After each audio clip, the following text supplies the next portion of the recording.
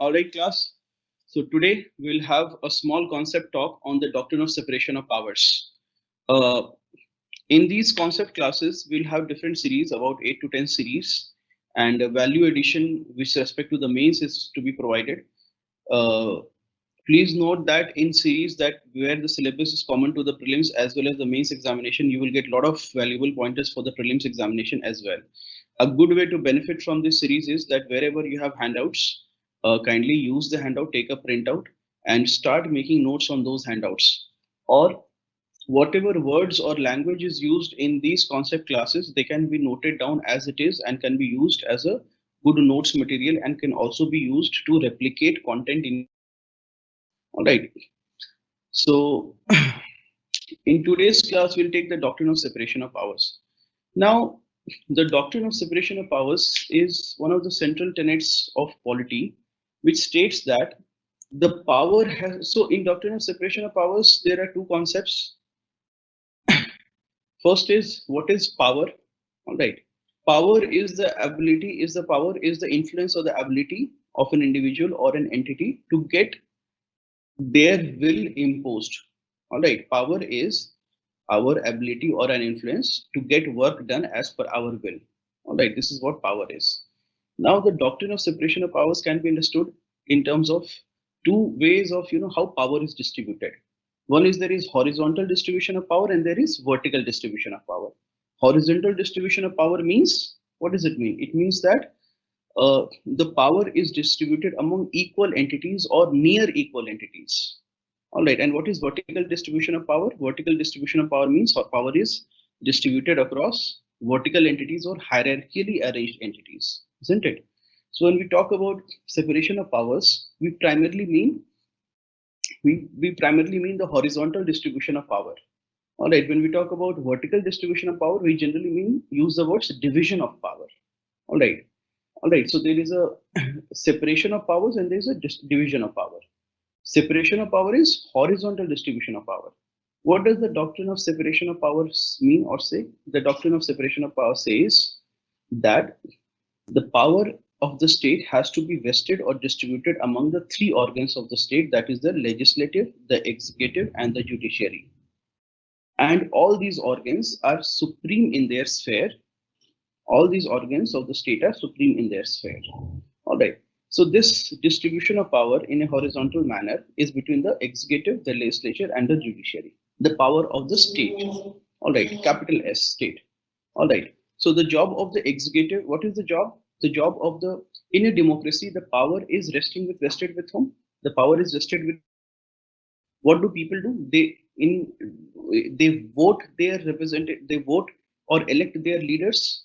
All right. And there are two systems. One is a parliamentary democracy and the other is a presidential democracy. I will not go into the details, but in parliamentary democracy, what do? We elect our representative and all these representatives gather in the parliament and they elect their leader who is the prime minister of the country. Please note that in a parliamentary democracy, we do not elect a prime minister. We only choose our leader, Hamara Neta, who's going to take decisions on our behalf. So we elect the legislature. This legislature has one task and that is to make laws. All right, then there is the executive, which is supposed to execute the law. And then there is the judiciary, which is supposed to interpret the law.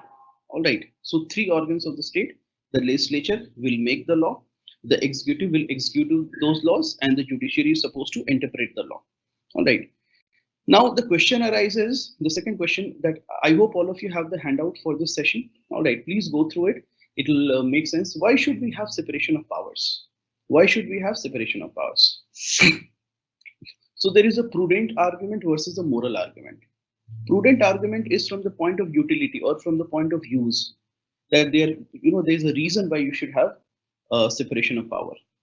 The moral argument says that there is a certain inherent question of ethics as to why power should be distributed. All right. The moral argument will say that the fundamental principle of democracy is The moral argument says that the fundamental principle of democracy is that power should be vested in as many entities as possible and should not be concentrated in a single entity. The moral argument says by power in a democracy must be vested in as many people as possible, in as many institutions as possible, and there must not be one single entity which has all the power. All right. The prudent argument says there are several prudent arguments that are for the doctrine of separation of powers. They say that the state has multiple functions to perform. The prudent argument says that the state has multiple functions to perform, and with power comes a lot of responsibility. No one entity is capable of performing all these functions. Therefore, these functions and these powers must be distributed among different organs of the state. All right. The doctrine of separation of power is also helpful because it prevents the concentration of power in a single body. Why? It prevents the power in a single body. Why is this important? Because power has a corrupting influence on those who wield it.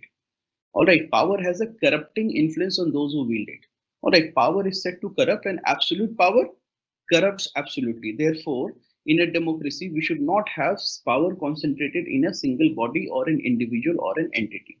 All right, then the doctrine of separation of powers, by separating these powers among different organs, also creates a system of checks and balances, where one organ keeps a check on the other organ, and therefore a balance in the polity is maintained.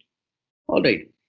Then, when the other one organ keeps a check on the powers of other organs, do you see that it provides legitimacy to these organs?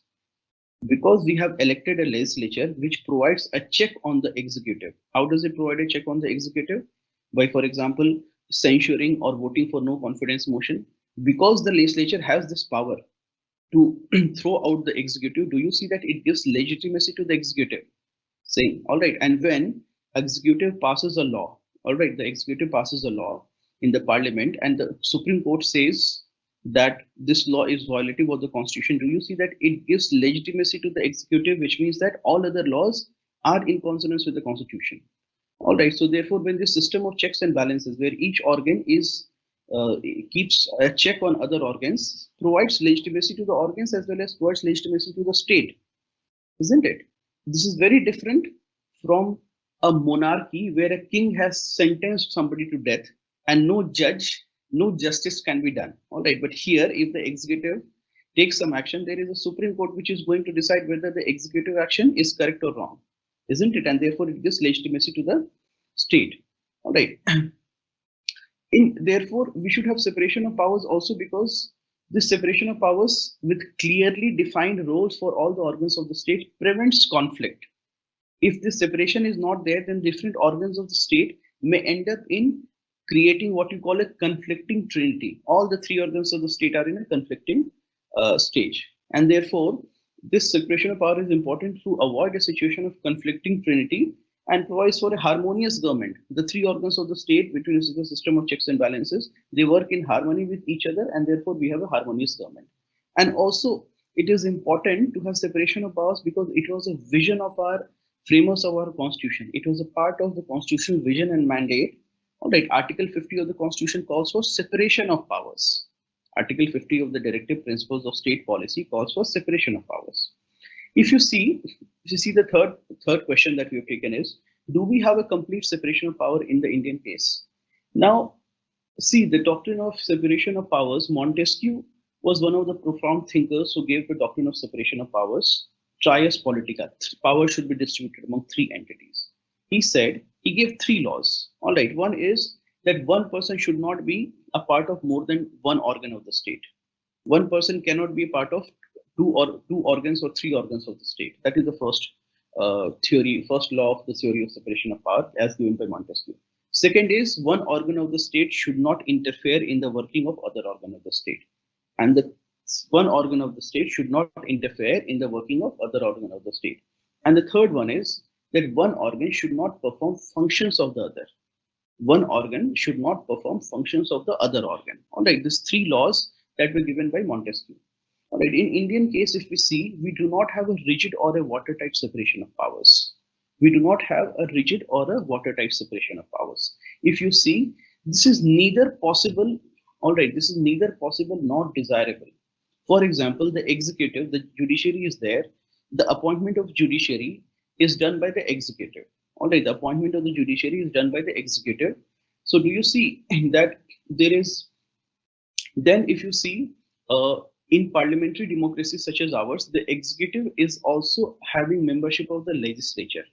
If you want to be an executive, that is the prime minister or a minister, they also enjoy the membership of the legislature. They have to be compulsorily a part of the Lok Sabha or the Rajya Sabha. So clearly, the Indian model is based on principle of flexibility and interdependency. The Indian model is based on the principle of flexibility and interdependency. Also, the strict separation of powers is not possible in a parliamentary form of government. The strict form of separation of power is not possible in a parliamentary form of government. Why? Because executive is inherently a part of the legislature who holds the executive accountable, all right, in parliamentary meetings. Now, the next question arises is a very comparison of the Indian model of doctrine of separation of powers vis-a-vis the global model. So primarily there are two models. One is the parliamentary form of parliamentary form, the other is the presidential form. So we will take this in a separate concept class of presidential form versus parliamentary form of government, and you can very well expect a question. All right, there. But very briefly, I'll tell you the difference. Indian model, how does it in United States of America, the president is elected by the people vote for the presidential candidate. All right. In India, we do not vote for the prime minister. We do not vote for a prime minister. We vote for our representatives who in turn decide who will be the prime minister of the country. All right. But in United States, which has a presidential form of government, who do we elect? We elect directly the president. All right. We directly elect the president. And because we directly elect the president is very separate from the legislature. There are two things that happen in United States. One is that the president can be impeached by the legislature and asked, and the other is if the legislature has passed a resolution or a bill, the president has a power to veto. All right, this is what is there. But the president is not a part of the legislature, he's completely separate from it. But in Indian model, what is the difference? The legislature is inherently a part of the executive is inherently a part of the legislature. So there is no watertight or complete separation in this. All right, whereas US has a more watertight or more rigid separation of power, where in Indian system we have a fused model. All right, then there are several examples where this is you can see in the Indian polity. One is the ordinance making power of the president. All right, we discussed that the three organs of the state, the legislature's job is to make the law, the executive's job is to execute the law, the judiciary job is to interpret the law. Right, this three. But do you see the India inherently under Article 123, ordinance making power? All right, this ordinance making power of the president on the advice of the Council of Ministers is inherently a law making power, which is should not be with the executive. It is a function of the legislature. It is a function of the parliament. But do you see this ordinance making power exists with the president, and it also exists with the governor in the state? All right. So not also do you see that this is a violation of the strict separation of power? Isn't it? Ordinance making power under Article 123 of the Constitution. For that matter, there is a greater violation of the ordinance making power when certain governments they pass an ordinance when the legislature is not. Ordinance making power is an extraordinary tool. It is the president passes an ordinance when either or both the houses of the parliament or the state legislature are not in session. Therefore, a bill cannot be passed, the bill cannot be passed and made into an act. Therefore, what happens is the president is empowered to pass or promulgate an ordinance which has the effect of an act of law, act of parliament. So, what should be the normal situation? The normal situation should be that when the parliament comes back to session, that act ordinance must be approved by the parliament and it must become an act of parliament. But a lot of times, what will happen is that a government knows that this is a very contentious issue. It is a very difficult issue for me, and the parliament will not pass it. So what it will do, it will allow the ordinance to lapse when the parliament assembles, and when the parliament dissembles, again they will pass the same ordinance. So there will be some small gap during which that ordinance will not have the effect of law. All right. Why? To bypass the parliament. All right, because they feel that the parliament may not, because they feel that the parliament there will be difficulty in passing the law. All right. Then we have um, then we have when the executive has membership, when the executive has membership of the legislature, all right, then it is also that the legislature, the executive, elected executive enjoys parliamentary majority. All right, enjoys parliamentary majority. And because of this, another thing happens. The legislature is supposed to make the law, and the executive, if it wants to, presents a bill in the parliament or the legislature, and the legislature passes it and makes it into a law. All right, after due debate and discussion. But because of parliamentary majority that the executive enjoys majority in the parliament. Therefore, especially in the case when there is no coalition government, such as now, when there is a single party majority, especially, what will happen? It will pass a bill and it will get it passed without even voting with a voice vote because it enjoys majority in the parliament. Let's say you enjoy 60% or 70% majority in the parliament. So even by a voice vote, it may pass a certain bill and make it into act. And it hides behind because all its members are in the majority, they are in the power, therefore their accountability is also reduced. The numerical strength of the opposition ensures that the executive is also not held accountable. All right, then the appointment to judiciary, the executive makes appointments to the judiciary. All right, then there are several reasons, several ways where the judiciary enters into the domain of the executive and the legislature, such as the doctrine of complete justice. The Supreme Court, as has under the doctrine of complete justice, has the responsibility to not only do justice but complete justice. Under this, the Supreme Court ends up passing laws or dictating law to the both the executive as well as to the legislature. All right, or for example, the president deciding disqualification of members of parliament. All right. So in Indian system, we do not have. It is different from the global model. We have a system of checks and balances based on the principle of flexibility and interdependency. All right. Then what are some examples of violation of separation of powers, as we have discussed? So one is ordinance making power of the president violates the principle of separation of power because it gives president the power to make a law, which is the domain of the legislature. Executive's membership of the legislature ensures that legislation is hurriedly passed through the parliament because the executive A enjoys majority, and second is sometimes it even bypasses the parliament's recommendation to put the law through a parliamentary committee. For example, in the past 2 or 3 years, most of the laws that have been passed by the current government or the current executive has been passed without due discussion or debate in the parliament. Most of the bills. Then, if you see money bill, the issue of money bill, when the government or the executive thinks that a certain bill, I do not want it, it does not enjoy a lot of majority in the Rajya Sabha, so it will declare a certain bill as a money bill. And by the tool of using money bill, it will get it passed easily in the Rajya Sabha where it does not enjoy a majority in the Rajya Sabha. So what is the thing that happens here? This what happens is money bill once and because the speaker of the Lok Sabha is a member of the ruling party or is a member of the is a member of the party from which the executive is there, he can declare any bill to be a money bill. Once that bill is nobody can question whether it is a money bill or not.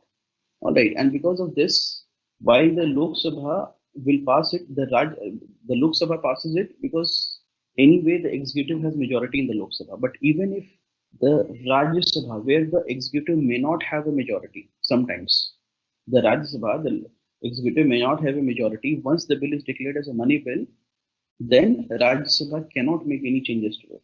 All right. So there is a violation of how this separation of powers doctrine is being there. Then there is also the problem of judicial activism. We'll take this in a separate class. But judicial activism will be cases where the judiciary, not just dictates, interprets the law, but starts making the law. The judiciary starts making the law. Can you think of an example? The judiciary starts making the law. Can you think of an example? So if you think of an example, the judiciary came up with Vishakha guidelines, a policy. They asked the government that why don't you bring a law on prevention of sexual harassment of women? When the government was not to do that, the Supreme Court passed Vishakha guidelines, which in essence provided for the guidance on prevention of sexual harassment at workplace. Later, much later, After these Vishaka guidelines were initiated by the Supreme Court, an Act of Prevention of Sexual Harassment at Workplace was passed by the Parliament. Then there are also currently there are 7 points on police reforms that the Supreme Court has initiated in Prakash Singh versus Union of India case. So do you see on police reforms is the job of the state, but the judiciary has come up with 7 point guidelines on police reforms. In way back in 2018, the Supreme Court on a PIL, public interest litigation, accepted that road accidents are happening because of drunken driving.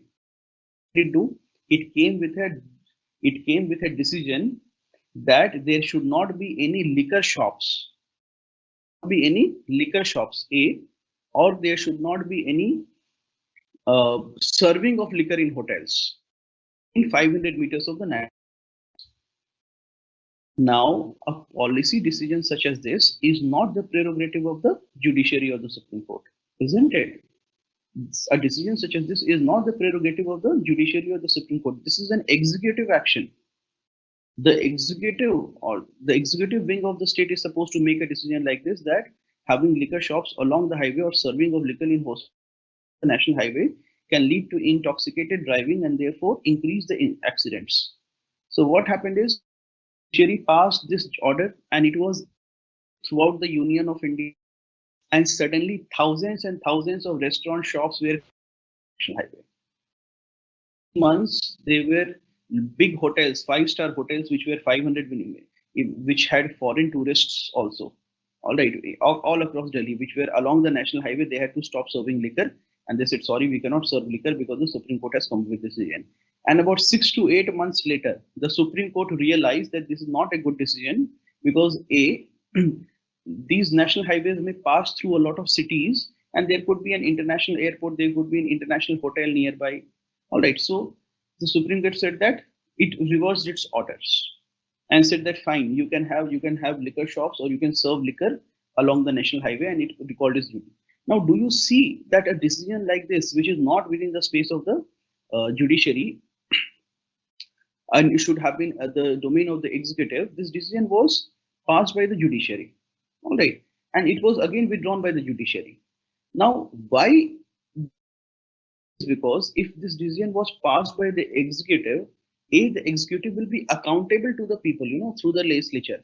They will also have to take factor in that lakhs and lakhs of people will lose their jobs because of such a decision. And because they are popular. What do you mean by popular? It means that they are elected by the people and people's trust is in them. Because they are elected by the people, therefore, do you see that they would be under certain pressure to they would not take such a hasty decision. All right, that one decision you take and it is enforced through the Union of India. All right, so this is a decision. There are a lot of such things that happen. Then judicial legislation keeps on happening. The judiciary sometimes says that the executive or the legislature has failed in its responsibilities, so therefore it will come up with certain judgments that have the effect of law.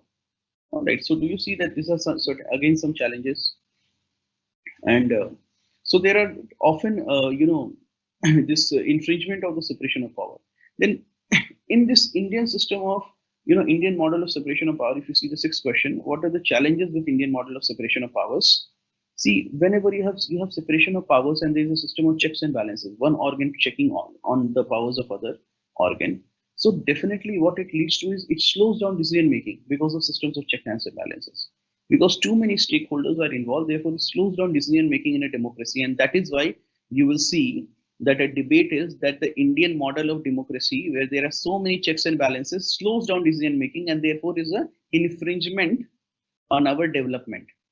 It infringes rapid development compared to a state like China, where there is a more unified system of government. All right, compared to say like China, where there is more unified, whatever the party will say, the legislature does that, the executive does that, and the judiciary will also comply, isn't it? But in India, the judiciary will not necessarily comply with what the executive says. All right, so it slows down decision making. It also, it is said that because of this system of checks and balances and executive being part of the majority, there is the tyranny of the executive behind parliamentary majority. The executive hides behind parliamentary majority. Just because the executive has majority in the parliament, therefore it passes it is not it is not taken into account, or it is not held accountable by the legislature. All right, being the executive being a part of the legislature and enjoying parliamentary majority, right? Then judicial activism soon turns into judicial overreach. Judicial activism, this will be taken in a separate concept class. Whenever judiciary takes an action, soon it becomes into judiciary activism. All right, and therefore what will happen is that any decision the government is taking, there will be a stay on the order by the Supreme Court. Right? Any decision the government will take, there will be stay on the order by the Supreme Court. The government may have decided that we need to set up a nuclear power plant. Now what will happen is, by the institution of PIL, public interest litigation, Supreme or suo motu, Supreme Court may take an action saying that no, it will lead to environmental degradation, and may stay the action of the government of India or the state government, and say that no, you cannot make a power plant or a development project. So may. So what can we say in the conclusion? What can we say? That why do we have such a system? In the conclusion, can we say that we should shift to a more presidential form of government? No, our Indian model of Indian polity, which is a system of checks and balances, was designed to suit Indian polity, and Indian concerns post-independence. If you see, during the time of independence, a lot of African nations and Asian nations had gotten freedom. These countries, all of these countries together, called third world countries. What are third world countries? These developing nations of Asia and Africa are called third world countries. First world is liberal capitalist countries of the West, such as United States of America and Europe. Second world is the countries which were under communist rule, such as Russia and China. Second world, and this not China particularly, but Russia. All right, and these are third world countries such as ours.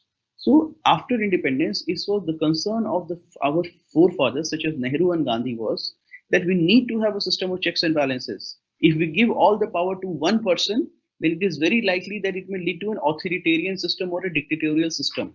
This was already happening. In Africa, a lot of countries chose a presidential form of government where people were directly electing the president, and that president would soon become a dictator. So it was said that even in a country like India, democracy will not survive. A dictator will come, and dictator will ensure that it is the end of democracy. So there was a concern we should distribute the power, and there should be a system of checks and balances. So we adopted this system, that legislature will keep a check on the executive and the judiciary.